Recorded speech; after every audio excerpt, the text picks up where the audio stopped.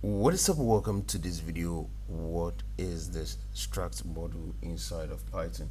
So the struct module in Python is actually a Python standard library tool that provides an interface between Python and C-style data structures, converting Python values to packed binary data and also vice versa. It's essential for working with binary files, networking protocols, and C libraries requiring specific binary formats. So how does the struct actually work and its key functions and maybe some examples?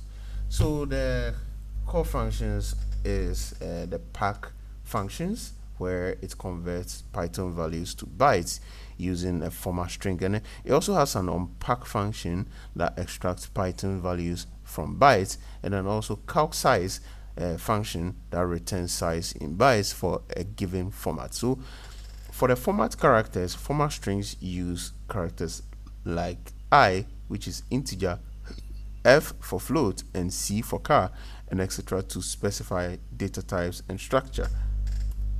So here is a simple an example code which you can try out, okay? And then in VS Code, do let us know how it went and let us know what results you got in the comment section. Thank you for watching this video.